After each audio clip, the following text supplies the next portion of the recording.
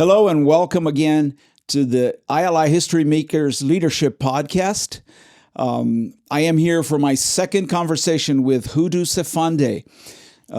History Makers Leadership Podcast helps you to live by the 8 core values of the leaders that are changing history. So let's go straight into our conversation, Hudu. In the previous episode, we heard a little about your life and the challenges that you faced.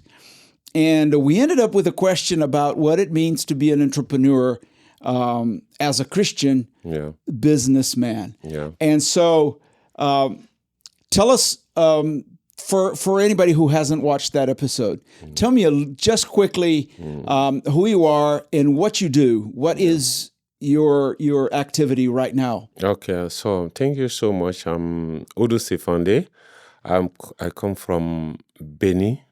Benin is a country close to West African country close to Nigeria. Yes. But I'm living in Nigeria. You're living in Nigeria. Federal capital, Yes. Nigeria. Yes. Right. Yes, because as we know, your wife works with the ECOWAS, yes. right? ECOWAS, yes. And She explain worked with me. ECOWAS to us, because Yes. it's also something very interesting that a lot of people may not be familiar with.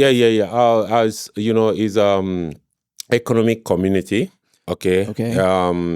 It was 16 countries together. Okay. I say was because this year there's three of that country, which is Niger, Burkina Faso and Mali. Niger, Burkina Faso and Mali. So they choose to left the. Oh, they just chose to leave. Yes, because they choose to leave because of some problem. This government came through coup d'état. Coup. Yeah. So and there was some challenging, all these things, and political things. So yes, So political crisis ends up affecting the economy. And it's an economic community. Yes, sort of loosely based on the European, the Eurozone, right? Yes, it looked like Eurozone. Okay. Yes. Very good. And so because of that, you have a close relationship between those two countries. Yeah. And I suppose that makes it easier to do business. Yeah. What is it that you do right now? Yeah. Okay. Right now I'm a business consultant. Right, Yes, I'm doing, and I also have a company in electricity power. Yes, this renewable power, which is solar, especially solar. That's in the new startup. Yes, we are building it. It's a new one and established in Abuja, and we are working on it right now. Yeah. Right. Very good. So you are. We came to the conclusion of something that you've said in the last episode, that you are a problem solver, right? Yeah. Isn't that? And in fact, it was interesting. You said God actually told you this. Yeah, the reason why I can say it with boldness, is not something that you can take as a title. Yeah. Okay. Yeah. Something you is. Can't put it on. Can't put it on a business card. Sure. Hudu Sefande, problem solver. No. In your intimacy with God, there's something God will tell you, and you need to process it. And God will let you know, and you need to work on it. And one of these things I hear from Him talking about me, and He said, "Look, you know that you are a problem solver." A problem solver. Yes. Yes. That's as you told me before, as a problem solver, you've noticed a problem. Yes. And the problem is the development of your home country, Benin. Yeah. We all know about Benin and most of Africa are considered part of the developing world, which means there is a lot to be done. There's a lot of development needs to happen. Have been to Benin. I've been to other African countries. There's so much to do. And I just wanted to give us some context into how you solve problems. You were recently in Brazil, which is my country of birth, but also your second country. Yes, my second country.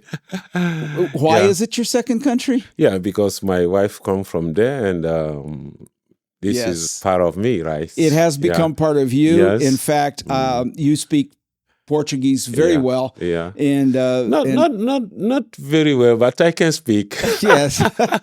You can communicate well in Portuguese. And so recently you went to Brazil with a very special intent. Tell us about that trip a little bit and how that plays into your problem solver calling. Okay. Thank you so much. So I was thinking, this is my second country, and something that concerned Brazil, it touched me too. Okay. So, and I was thinking, if you look at the map of the world, okay, I mean, Africa is in the coming years, this will be the place to do business. Okay. Yes, 100%.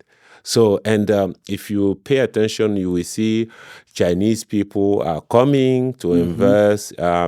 European, they were there, and even America starts now a little bit. They are coming.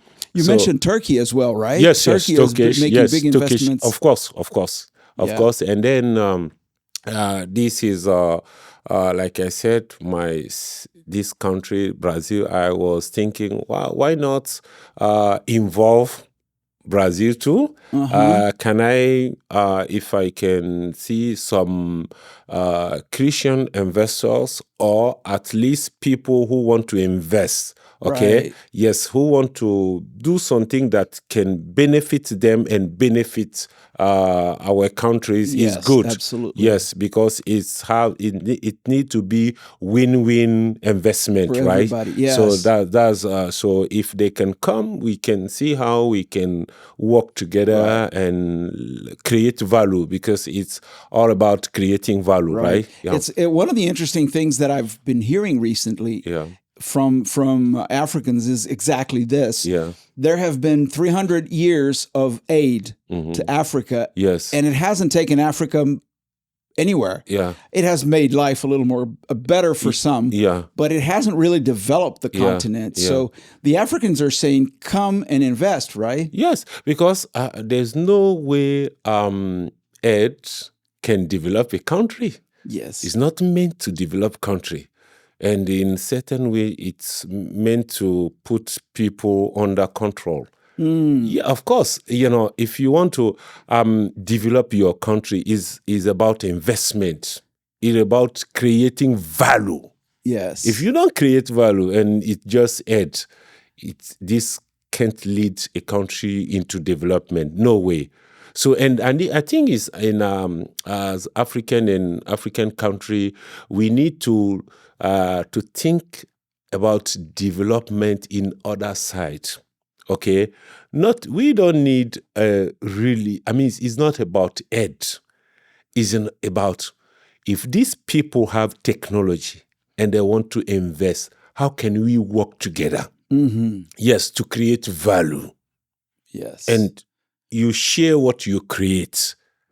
That's what we need to think about, creating value and come out about aid and all these things. Even your your own children at home, if you keep giving them aid instead of let them develop something, there's going to end up staying with you. They can't build houses. Right, exactly. They can't really prosper. And one of the things that we've seen is that Africans, when given the proper technology and opportunity, are very creative. Yes.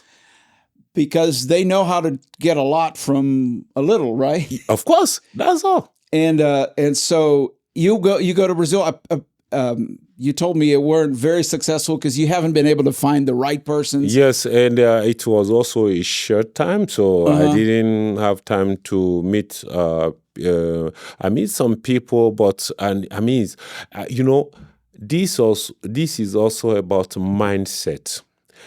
People, or the way people see Africa.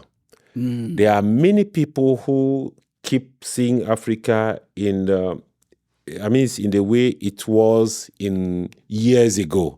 Back in the colonial days. Yes. But now Africa is moving. There are a lot of things going on, and I think those who will be smart, they are going to take ground and see how they can make a win-win partnership on this in Africa. Yeah. And it's going to be a huge development area in the world in coming years. Considering the size of the continent, and the amount of work to be done, the opportunities are tremendous. Of course, like I used to say, look, if you go to USA or Europe, you will see that people already build things, different kind of businesses, and it's not easy to find from where you can start something, right? But in Africa, the opportunities are everywhere. Of course, we have many challenges, but we are talking about business, right? Where there's challenge, where there's problem, there's business too. And you're looking for problems because you're a problem solver, right? So let's bring all of that into now. You're not just an entrepreneur. You're not just a consultant. Yeah. You're a kingdom entrepreneur. Yeah. And I don't even want to call you a Christian businessman or a Christian entrepreneur, but a kingdom entrepreneur. Yes, that makes sense. Explain, try to unpack what's the difference? What makes you different from an average entrepreneur in Africa? Yeah, as kingdom entrepreneur, we don't just doing business. Selling goods or a service or something like that. No, we have more to give. We have more to give. So we have opportunity. We work with God and the Spirit of God. And look, all these people that are coming to your place, like an entrepreneur, they will come with other problems. Not only to buy your service and good, all these things. And look, sometimes a single word can, help someone, bless him, change things. You see? Yes, we have we have more to give than others, and we need to be aware of this thing. Yes, that is so. Yes. That is so important because, and I love it, and I've heard you say this a number of times. Yeah, people come to you. Yeah, in evangelism, we talk about we have to go and make disciples, and that's true. Yes, we go and make disciples. Yeah. But if you are a businessman or woman, they come to you. Yes, and it's not necessarily about sharing the gospel. Every time. No. How is it that as an entrepreneur, as a business person, you can be an influence for the kingdom? Look, with people. When we speak, it depends from what ground we are speaking. There's a wisdom when you open your mouth, talking to your, let's say, your customer, there's something you will start telling them, okay, that can solve their problem. Like I said, these people don't come only for, they come to buy your service or some good or whatever you want, but they came with their problem too. Mm-hmm. We are people working with the Spirit of God, and you can either sense it or start saying something. You can't imagine how it will bless these people. Mm-hmm. This is what I'm saying. Right. And sometimes in a conversation, they can have something to share with you. Yeah. And you may be able to solve it, praying with them or something like that. But that requires something of you. Yeah. And we talked about it in the past episode. Yeah.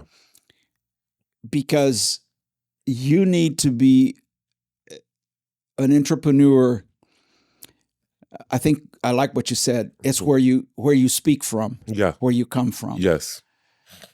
And that comes from your intimacy with God. Yes, of course. It depends on, the source you are connecting to. Yeah. Yes. If God is the source of, any kind of solution, and you are connecting to God as entrepreneur, is 100% sure that you will help more and more people. You will, yes. Yes. Okay. And for you to be, to receive from God, you need to have an intimacy with God. Right. And it's very important. To have that sensitivity. Yes, because look, when you're talking. We as a kingdom entrepreneur, we don't do business just to make money. Oh, okay. No. Yeah. We do business to bring influence. Mm-hmm. Yes, to bless people's life. That's it. It's not about just making money. Are we going to make money? Of course. Yeah.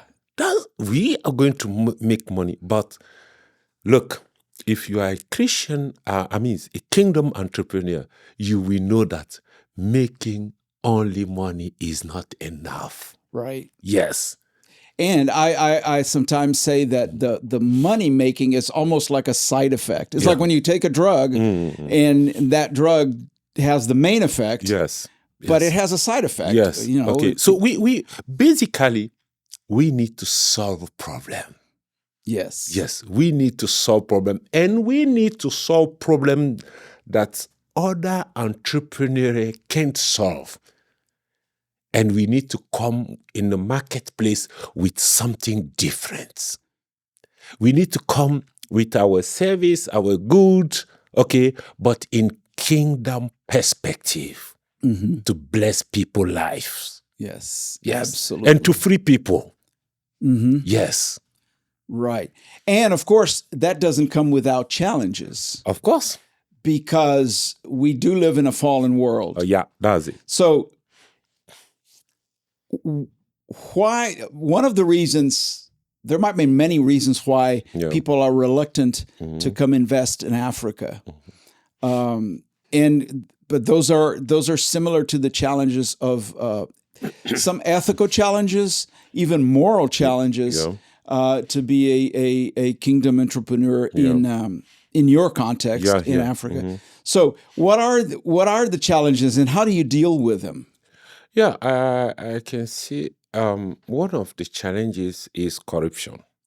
Okay. Yes, it's corruption, and sometimes you will hear people saying, this is the way we need to do business.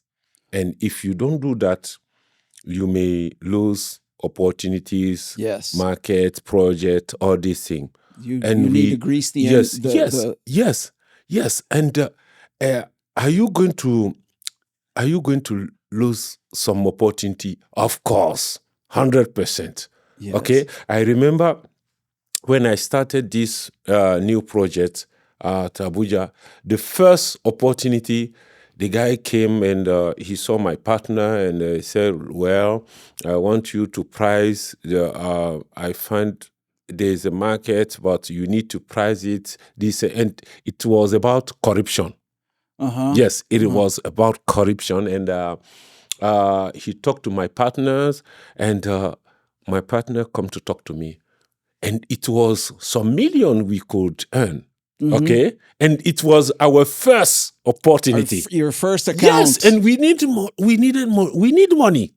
Yeah. So how to do? What to do? Right. And he came. He said, "Okay." He told me, and I asked him, "Okay, how do you call this?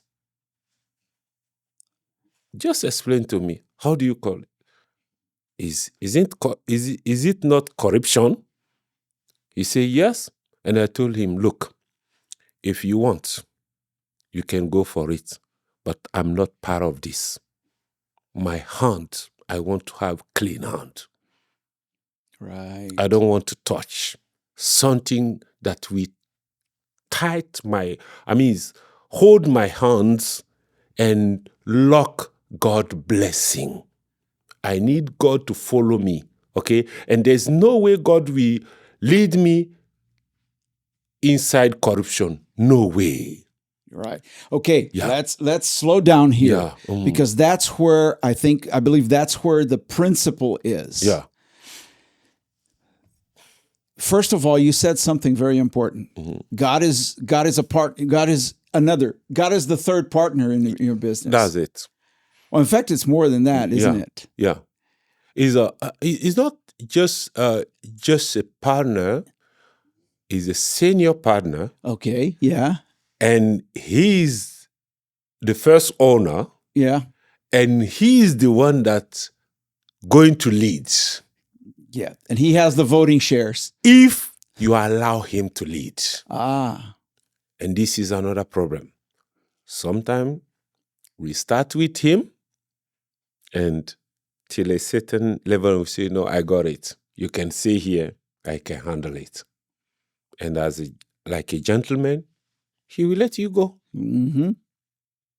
That's it. And it doesn't mean necessarily that you're going to fail. No. But you're going. Okay. In terms of business, I'm talking about. Yes. Okay. You can be successful and make a ton of money. Okay. By and you are touching a ground, and that's why we need to clarify success. Mm-hmm. Yes. There you go. Yes. We need to clarify it. Okay. What is success for you? Is it just making money? Mm-hmm. So if it is just about making money, this is not kingdom perspective. You are a success man when you are doing what God called you to do. Yes. And letting him leading your life. This is to succeed. Right. This is success. Mm-hmm. Yes. And God will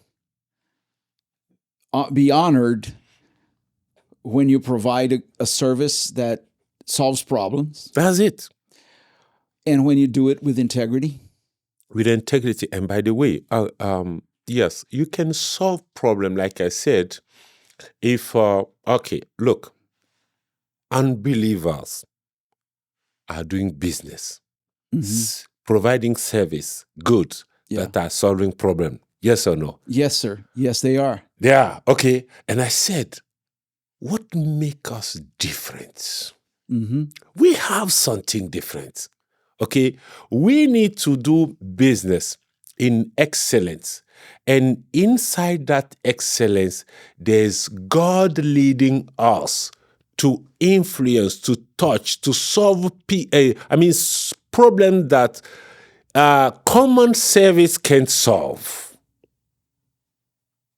Mm-hmm. Are you getting it? And at the same time, we will keep making money. And even that money we are making, okay, we will use it for God's glory.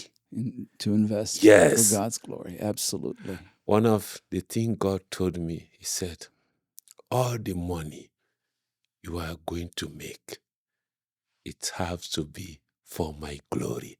and you will use it for the kingdom. Beautiful. Yes. Beautiful. Yeah. And it's the kind of business worth investing your life in. Yes, and let me say something. It's something about that corruption. Okay, I saw some. Sometimes we discuss when, especially in Benin Republic, I discuss with some. Businessmen, youth, all these things that are doing business, and there are some.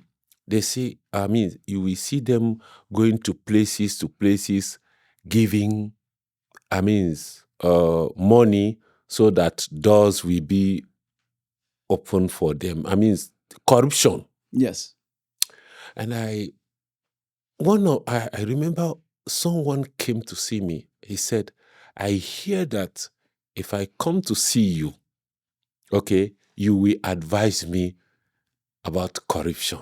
And I explained to him and even to others, look, do you know that corruption is an insult to God?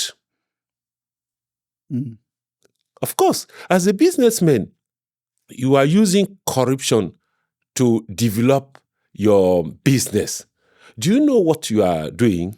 You are telling God that He is not able to do it.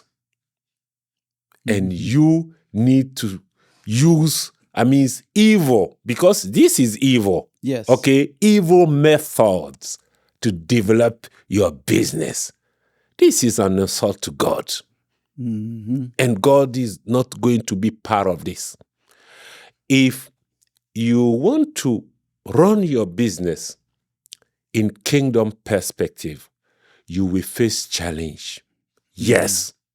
But if you keep moving with Him, the King, which is God, okay, He's going to lead you. He's going to develop with you. We say that He is your partner and the senior partner. And every partners want to see the business being developed, right? Yes. And this is what He's going to do if you allow Him. If you allow Him to lead you. Because there might be leaders, entrepreneurs Yes. that are watching us that are wondering, is it even possible without me having to pay bribes here, corrupt people here? Yes. Well, the fact is, it may be more difficult, but you said something. Yeah. Being an entrepreneur is difficult no matter what, right? That is Starting up, getting things from the ground up. And do you think by tapping into corruption, it's going to be easy? Maybe at the beginning, but you will find yourself into trap at the end. I run a business in Benin Republic. I set, principle in that company. We don't do corruption. No. No matter what it will cost us, we don't do. That's all. And my collaborators, they know it. We don't do corruption. That's all. Because you can't choose evil tools and work with use evil tools, and at the same time you want blessing. How? Not going to happen. Never. Absolutely. Never. So you need to choose either with God, kingdom principles, which is integrity. Okay, you need to run your business with integrity, and in kingdom, the king love excellence. In kingdom is about excellence, how to do it more than others. And in kingdom, we have favor. God favor will be with our companies, and they are going to be success company by God's grace. Amen. By God's grace. And we pray that many will follow this path, Yeah. the world does need Yes. companies Yes. and organizations that will honor God and Yes. demonstrate the Yes. values of the kingdom Does it? by selling products or services, Yes. by solving problems, Yeah. but beyond the apparent, the thing that is on the surface, Yeah. that have the power of the Holy Spirit that will be able to solve problems that people didn't even come to solve, but Yeah. that people live with. Yeah. So thank you, Hudu, for your You're time. welcome. This You're has welcome. been a very interesting conversation. I bet we could stay another hour just talking about the opportunities and challenges Yeah. of being an entrepreneur for the kingdom of God. But if you've benefited from this episode, if you've enjoyed it, please like us, comment on our podcast, our video. It helps the algorithm to show it to other people. Yeah. Share it with others. Let us continue to expand the reach of the ILI Leadership Podcast, the History Makers Leadership Podcast, so that others can live and lead by the 8 core values of the best leaders, and together we can accelerate the spread of the gospel.